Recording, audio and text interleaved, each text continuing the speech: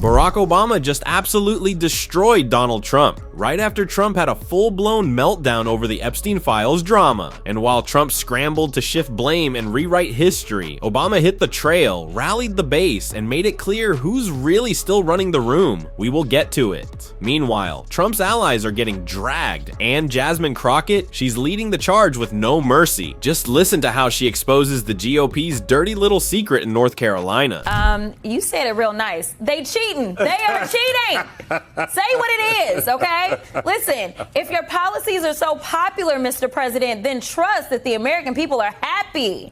And so you don't have to worry about the fact that the Democrats actually should have control of the House right now. The Republicans cheated in the state of North Carolina to make sure that they could get 3 pickups. And guess what? Ultimately, they ended up controlling the House by exactly 3 seats, because once they ended up controlling that Supreme Court, they redistricted. And unfortunately, now they have 10 Republicans that are elected from the House, and they have 4 Democrats when it used to be 7-7. And when you looked at the election results, it was Donald Trump who barely won the state, but then it was Democrats that won the state on all the other statewide elected positions, which tells you it's about a 50-50 state, which means that congressionally it should have been about 50-50. So the seats were correct before. Now, because he knows that if Democrats take control, regardless of how the American people feel about the Democrats right now, one thing we are going to do is we're going to block him. That's the one thing I can tell you. If you give us control of the House, we will stop some of the pain that he is inflicting. We will stop some of the idiocy, and we will actually conduct some real oversight over this administration, which is paramount, so that ultimately the American people can understand not only that Donald Trump is a failure and a fraud, but understand the people that are his accomplices that are helping him to accomplish this. We are going to shed light on all the darkness that he is bringing on the United States. And I think that that is what we all should want for good governance. No matter how you affiliate yourself, you should want somebody that is going to keep it real with you and be honest with you and transparent with you. And that is what you will get. So regardless of how much he tries to cheat, I am truly believing, just like nobody showed up for him for his little birthday parade, but the American people came out for free to let him know that there are no kings. I don't care what he tries to do. I'm truly believing that the American people are going to show him better than they can tell him. What's going down in Texas right now isn't just local politics. It's a giant red flag for Trump's entire 2024 strategy. He knows he's unpopular. His immigration plans are crashing. His approval is sliding. So what's the play? Cheat, distract, lie. And as Jasmine Crockett laid out, Greg Abbott is doing his part, redistricting Texas mid-decade to rig the map before voters can even react. That's how scared they are. Trump's banking on gerrymandering and confusion to survive the next wave of elections. Because if Democrats retake the House, the oversight will be brutal, the receipts will be public, and the walls will start closing in, which is why, right on cue, Trump tried to spin up a fresh lie about President Obama. And Obama? Oh, he didn't let it slide. First, let's look at this for context. Trump wrote on Truth Social, "We have a perfect administration. The talk of the world, and selfish people are trying to hurt it." All over a guy who never dies, Jeffrey Epstein, for years. Jeffrey Epstein over and over again. Why are we giving publicity to files written by Obama, Crooked Hillary, and Comey? The responses to this post, though, ripped Trump to shreds, writing, "You are losing too many in your base. Mr. President, you did make the promise, just saying, and you are very wrong on this one." Donald Trump is unraveling, and his latest post on Truth Social proves it. He actually blamed Obama, Hillary, and James Comey for the Epstein Files and called Epstein a guy who never dies. What is even happening in that orange brain? His response was so unhinged, even MAGA loyalists snapped. The replies were brutal. You're losing your base. You promised transparency. You're wrong on this one. And they're right. Trump is losing control. He's got failing policies, midterm panic, and now even his base is torching him over the Epstein cover-up. But while Trump spirals deeper into conspiracy mode, Barack Obama, he's out here moving strategically and doing something that could seriously wreck Trump's midterm strategy. And what Obama just pulled off, that's coming up next. Obama steps into the ring to deliver a knockout blow to Trump. The Democratic Party is getting much needed boost in the fight against Donald Trump and the GOP as former President Barack Obama returns to the fundraising fold. Obama will be the high-profile guest at a fundraiser in Red Bank, New Jersey on Friday alongside Democratic National Committee Chair Ken Martin, Axios reports. The event is hosted by outgoing New Jersey Governor Phil Murphy and his wife Tammy and will also feature an appearance from Rep. Mikey Sherrill, who is set to face off against Republican Jack Ciattarelli in the state's gubernatorial election this November.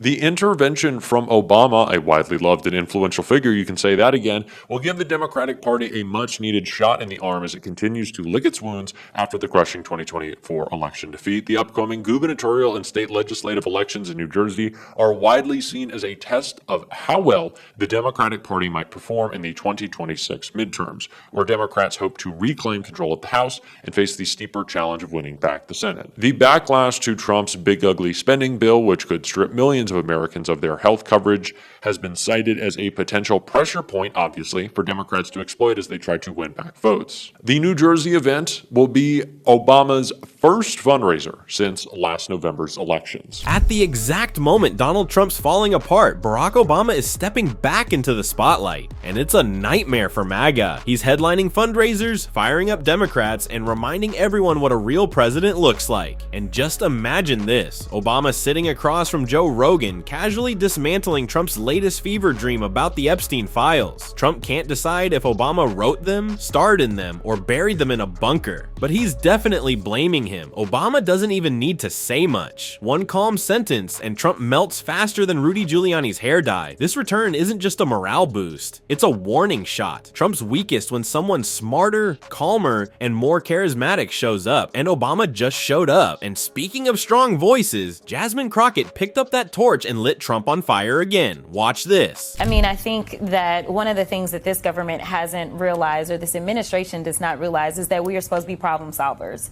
And instead, what they continue to do is they continue to break things and make it more difficult for us to fix problems that people are facing. When it comes to these emergencies like this, and with us entering hurricane season, which will definitely most likely impact Texas, Louisiana, Florida, North Carolina, as we just kind of go up and down the coast, it is important to understand whether or not this iteration of FEMA is actually functioning for the American people. I know that it sounds good maybe to be like, oh, the governor needs to take care of it, otherwise it's a loser governor. But the reality is that people need to understand this is about resources, right? And so certain states just don't have as many resources as other states, right? The federal government is taking dollars from all of us, and they've got them in this big bucket. It is important that when you need them, that's kind of like our backup. That's our safety, right? And so we're supposed to be able to call them in for these huge disasters. But as we sent off these letters, unfortunately, we are in the minority, but we sent them off to the Inspector General for Commerce. We made sure we sent a letter off to FEMA. We sent a letter off to NOAA because we want to understand whether or not this administration responded adequately. There are reports that the Secretary, Noam, failed to respond in an adequate time. It was 72 hours. 72 hours. Seems like a long time. Especially as waters are continuing to rise and people are still lost. In addition to that, we wanted to know, what about these Doge cuts, right? Let's talk about it. You know, I serve on the Doge committee. This letter was co-led by Greg Casar, who also serves on oversight and is from Texas. We need to understand, what was the impact? What does it look like at NOAA? If you've got it down to bare bones, were they able to actually get the information that they needed? And was it just a matter that there was no one there to get that information out? And from Commerce, we want to understand, as it relates to alarms and systems and warning systems, were there people in place to actually warn people? It doesn't seem like any of that existed. Congresswoman, I am old enough to remember when a natural disaster would strike this country, and it would actually be a unifying moment, and you would have a leader at the national level who would come forward and remind us that this was a time to come together as Americans. It strikes me that this president's response to natural disasters, to crises, is very often bifurcated by whether or not he is talking about red state leadership or blue state leadership. Just listen to his evaluation and critique of a variety of leaders. Take a listen. I have to tell you, the people here, first responders, the sheriff's office, all of the police, law enforcement, they've done an unbelievable job. Everyone sees what an incredible job the governor did. The federal government is doing a very bad job. They are not doing the job. They don't have people there. They don't have the people. Kamala wined and dined in San Francisco, and all of the people in North Carolina. No helicopters, no rescue. I just got back from a tour of the suffering and devastation in Louisiana. Obama ought to get off the golf course and get down there. Jasmine Crockett just broke down what this administration still doesn't get. FEMA is supposed to be the emergency backup for everyone, not a political reward system. But under Trump and Kristi Noem, disaster response is slower than Trump reading the Constitution, if he's ever read it. 72 hours to send help while people are literally drowning. That's not governance, that's gross negligence. And as Crockett pointed out, when you got agencies like NOAA and FEMA to the bone, no one should be surprised when alarms don't go off and rescue fails. But Trump's response to all of this? Predictably, it's praise the red states, trash the blue ones. If you're a Democratic governor, don't expect helicopters, expect blame. He's turning national disasters into political theater, and it's costing lives. And Jasmine Crockett, oh, she's not done dragging Trump for it, not by a long shot. Watch this. A quick note to you and to our viewers: after his trip to Texas, President Trump is heading back to his golf club in Bedminster, New Jersey. I think it makes it hard for Americans to assess what they are supposed to expect from FEMA when the evaluation from the president seems to shapeshift based around the politics of the moment. We had your colleague, Congressman Moskowitz, on with us. He made the argument that part of the answer, in addition to reform, is removing FEMA from the Department of Homeland Security. Do you agree with his assessment?